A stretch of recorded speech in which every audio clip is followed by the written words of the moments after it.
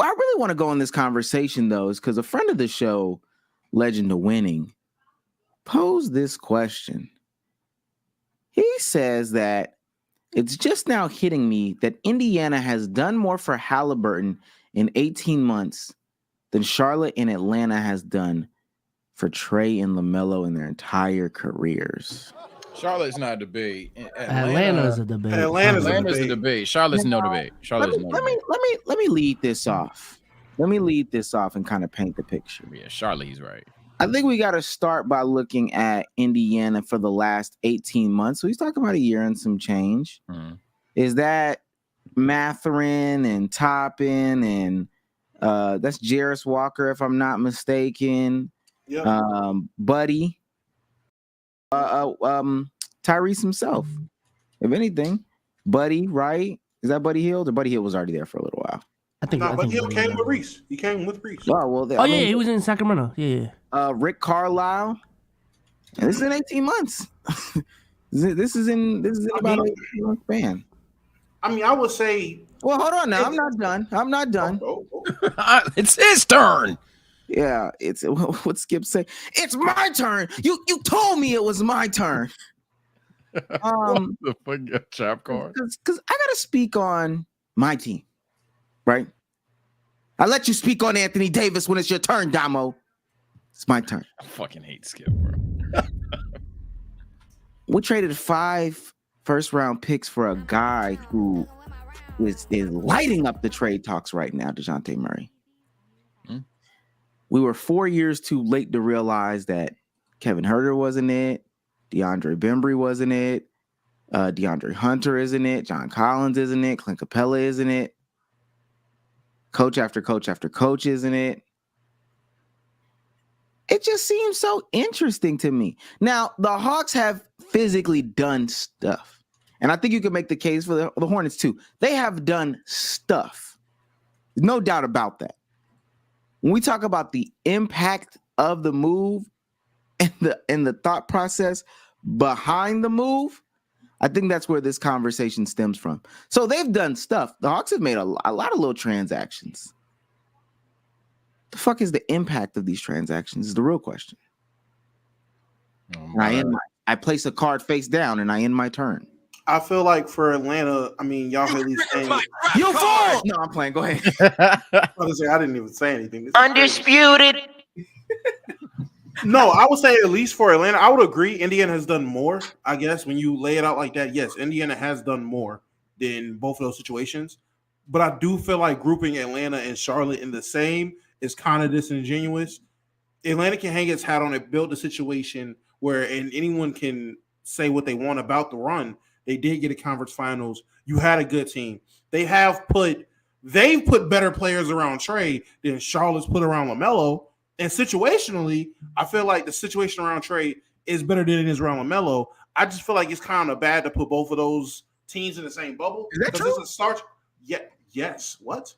Wait, what was the conversation? I'm taking notes of something. What was the conversation? Say that again. Say the exact point again. He said that Atlanta has put better players around LaMelo.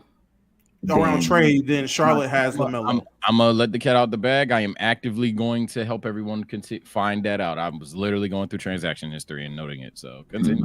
I will argue Atlanta already, there's been no all-star on the Hornets with LaMelo.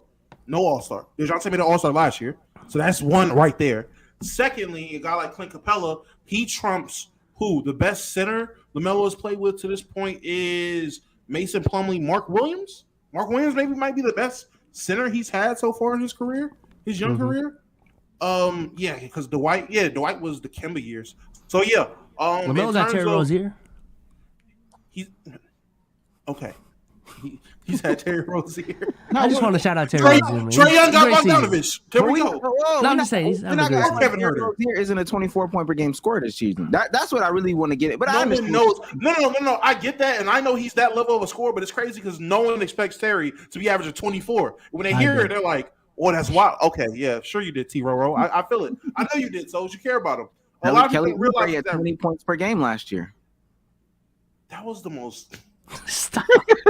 Oh my god. I Hey. got my hand on the trap card button because that's Not Tsunami Poppy. last year he had 2 20-point per game scorers on his team. And last year, did Trae Young have 2 20-point per game scorers on his team to go right beside him? Survey says How much did Bogey average? B Souls 14 points. I don't know who you think. I don't know what you think these guys are. I thought he averaged like 17. How many players 18. average? Hold on. How many players in double digits for the Hornets that year that you're referring to? The Hornets last year. Wait, wasn't last year? Last year, LaMelo was hurt, was he not? That was his injured year. 36 games. Yeah, that's talent though. You want me to go to the year before? No, stop. Hey, you should have called it out earlier. I don't know. I think the year before that was the playing year, correct? 21? No, 21, 22. They didn't make the plan. But I'll tell you how many. I'll tell you how many. That year they had 1, 2, 3, 4, 5, 6, 7, and this is 21, 22.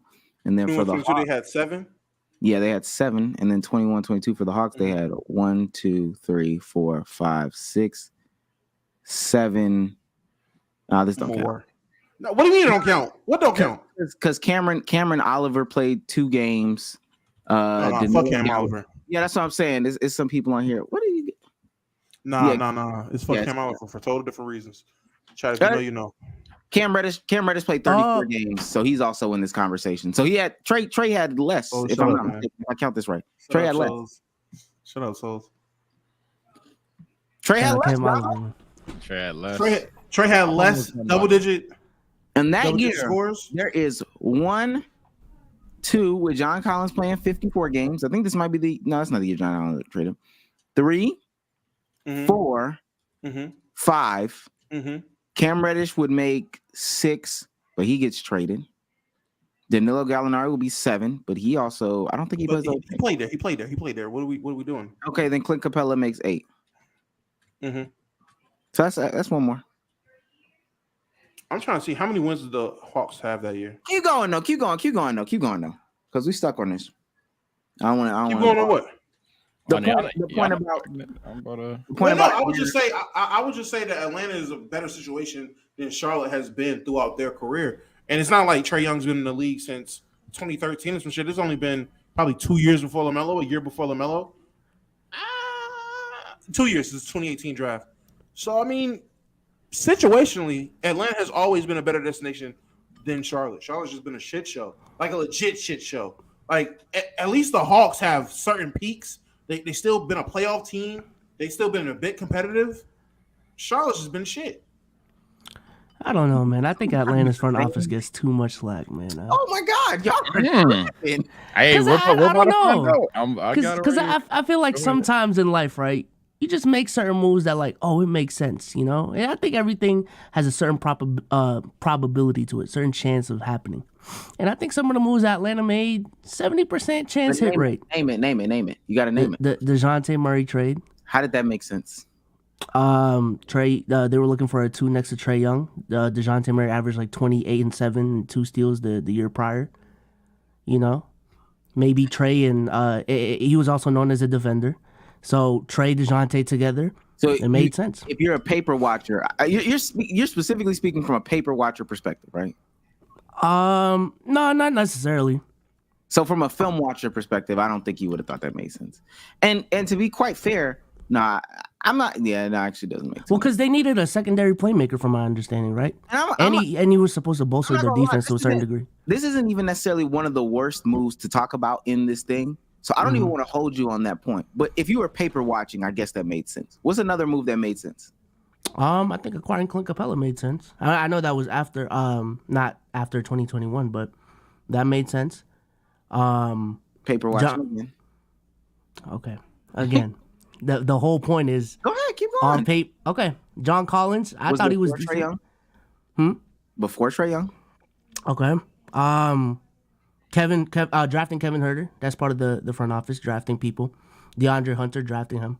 So what were these two coming out of college that made you think that it made sense? Kevin Huerter was known as a sharpshooter. DeAndre Hunter was known as he was supposed to be like a two-way dude going into the league. Am I wrong on that? What were they supposed to be?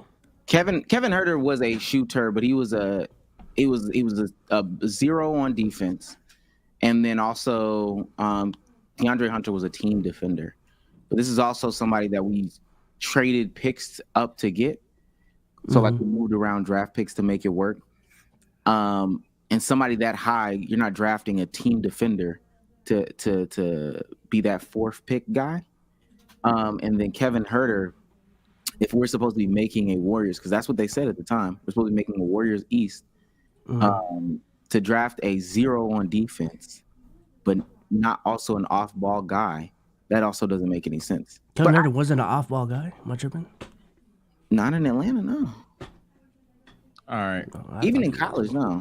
But essentially what I'm saying is I just feel like there's not to say that every move was just this was supposed to make sense, it just didn't hit.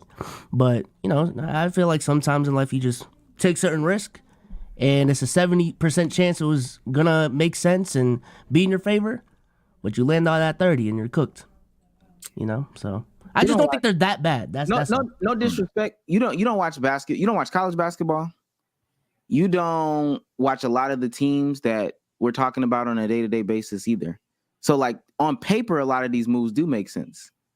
But that's like the same thing that a lot of Lakers fans were saying. Yeah, we need DeJounte Murray. He's a defender. Until somebody really pulls the film and shows y'all, guys, he's not a defender. So I hear you, because on paper, like, oh, he got an all-star, he's a defender. That's what they told us. But that's what he never was.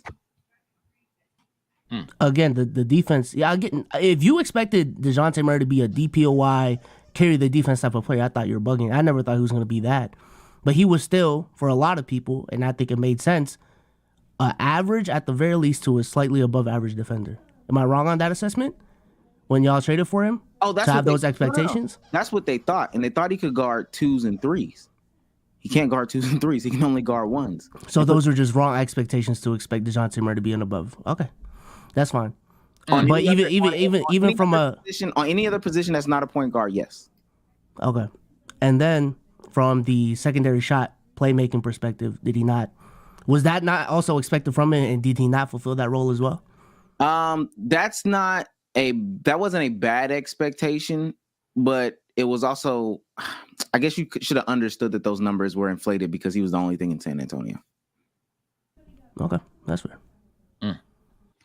For anybody who is undecided or anything like that, I've written down the significant moves. I'm going to speed run them. Since 2018-19 when Trae Young was drafted, they traded Justin Anderson. They traded for Justin Anderson in the 2022 first. Insignificant people. We don't need to talk about it. They got Vince Carter and Alex Len. That was the rookie season. In 2020, they get Cam Reddish. You know how that ended, so make your determination pick. Make your opinion from there. But they trade Jackson Hayes and Nickeil Alexander-Walker in the second for Hunter. That second round pick did end up becoming Herb Jones, and they also acquire Clint Capella. They draft Onyeka, get signed Rondo, sign Bogdanovich, sign Gallo, and hire Nate McMillan the following season. I think that was in 2021. I want to say where I think they made the ACF that year. I'm gonna double check that. I always confuse that. The following draft, they get Jalen Johnson. They sign Lou Williams, extend John Collins, DeLon Wright for Chris Dunn, Bruno Fernando in a second. They also signed bigs Jaleel Okafor and Gorgie Dieng, and then the infamous DeJounte Murray trade we were hinting to thus far. And then currently this season, they have obviously got AJ Griffin on roster, Kevin Herter for Mo Harkless. No, he was still in the league. Yeah, right. Harkless Holiday in 2024. Frank Kaminsky, Sadiq Bey, Quinn Snyder, and John Collins for Rudy Gay in a second. Oh wait, that's last year. This year, my fault. That's 2023. Pardon me. This year they haven't done shit. And honestly, it might even be a better move to look at the positive moves, because a lot of them are shit. But even I want to note right here, even with the Cam Reddish, and what I'm arguing for those that may have got lost in the weeds, there's no difference. Charlotte and Atlanta are two sides of the same shitty coin. It's the Spider-Man meme pointing at each other. The only difference is Trae Young is better than LaMelo Ball, so therefore they've been able to ascend to higher peaks. And there's been some opportunity there in which they've been able to sneak into the playoff, play in or whatever, and then kind of ascend there. And there's like a little bit more maturity on the Atlanta roster than the Jail Hornets. I just want to note here, Damo, do you think Cam Reddish should have been drafted 8? No. You think he should have been drafted? I'm trying to think back to that draft. Was the Cam Reddish draft the same as the DeAndre Hunter draft, or no? Because I want to say I'm gonna be honest. I always said they messed up, and everyone's gonna call me crazy. But anyone that knew me at the time knew I was pushing this agenda. That DeAndre Hunter pick, I swore up and down, Bol Bol's the missing piece. Get Bol on Atlanta instead at this pick right here, because they had 2 picks in the first round. They had them getting the DeAndre Hunter, and then who was the second pick that round? That year. They got DeAndre Hunter. Oh, and then Cam Reddish. But that was that year. Yeah, that was that year. They drafted Jackson Hayes at 8, and then DeAndre Hunter or Cam Reddish at 10. And then I guess they did some maneuvering, right? Because Jackson Hayes wasn't on that team. Yep. I always said that and the kill for Hunter. I always said Hunter or Cam Reddish. One of those picks should have been Bol. So yeah, I do think he shouldn't have been picked 8. And hell, both of them. But not even because you felt that way. I'm really asking you because remember that Duke season, how abysmal he was? Yes, he looked way bad. He looked way worse after like he was like number 1 player in high school going into college that year, right? He was number 1. Wasn't him, Zion, and RJ like 1, 2, and 3, or I want to say were top 5, somewhere around there. But the one that was supposed to have the most talent, best talent was supposed to be the best player, and drastically underachieved. Shot abysmally from everywhere on the court. Turned the ball over. Couldn't make plays. Terrible shot diet. All that on a team that honestly he was getting the 3rd most attention. Right, just abysmal, and they drafted him 8. I just want to. The Hawks make bad moves, dog. I feel you. But if you start hearing the moves that the Hornets decide to make, then you'll be like, "Oh, it does get worse." Hey, listen. This is not me caping for them. This is just me saying that both of them make both of them make shitty moves, like terrible, 100%. 100%. That's why I said initially with Low Sweet, he's right. The Pacers have done more in 18 months, especially when you really lay it out there. They have done that question, without a doubt, true statement, with no cap in that. I just felt there is a difference between how bad Atlanta's doing and how bad Charlotte is and how bad they're doing. I do think it's 2 different levels. It could be shit tier, F tier. Like, don't get me wrong, it's 2 bad situations. I do think Charlotte is noticeably worse. I will say I didn't necessarily give my take this whole time because I was doing the research on it. Looking at the Pacers moves, and comparing them to the Hawks move, now I'm comparing them laterally. Even if I were to never have seen any of these guys play and I were to only have 2K knowledge, I agree with the tweet. I think the Pacers have certainly done more. They immediately get Jalen Smith. They get Nesmith. They trade Brogdon. They what else they do? They got Rick Carlisle. That's what I was trying to mess up. They got Rick Carlisle, and even if I were to just time skip to just the Siakam thing, I mean, it's so serious. Those 4 moves are about as, if not significantly more impactful than essentially extending John Collins, getting Clint Capella, and drafting Hunter and Cam in the same time. I think I'm actually going Indiana here. It's debatable, but I got Indiana. Well, let me ask y'all this to add to the conversation. Because now we're getting into the comparison of the point guards themselves. Do you think that it is a situation of luck or whatever the case may be? Or do you think it's actually easier to build around Reese than it is Trey and LaMelo? I don't think it's easier. I think essentially they all have the same play style. Willing passers who are also bucket getters, who also can go out for 30, 40, 50 points if they're hot, but still guys that are willing to pass. Now, yes, there is differences in shot selection, shot timing, shot confidence. They're all confident, but I feel like LaMelo feels like any shot's a good shot for him, and somehow Trey feels even more of that. So it's kind of, I mean, I don't want to call them shot chuckers, but in the sense of how these guys play as scoring guards, same play style. So I don't think it is easier for one than the other. For health, I will put Trey and Reese over LaMelo. He's been the least healthy. And then I would say Trae Young over Reese because he's been more healthy than Reese so far in Reese's short career.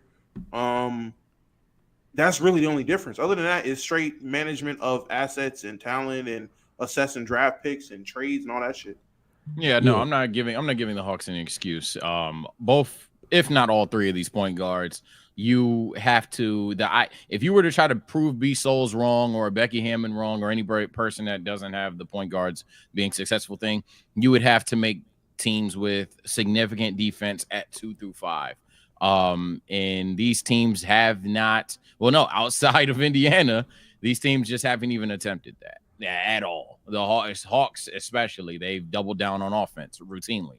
So no, I don't think it's a matter of skill set, especially when you consider the skill set of Trae Young and Tyrese. One's just like taller. If that makes them better to you, then go for it. But it's not like Tyrese is locking up. He only has more defensive potential due to his height, but that's it. It's not like he's a way better defender. Yeah, I think the ceilings of teams led by these three, they're about the same. The only difference makers would be, like what Damo said, it would be a health conversation, and you would have to, like, really bank on intangibles. Oh, this guy really got the it factor. This guy doesn't. But, yeah, no, I don't think one is significantly easier to build around compared to the other person.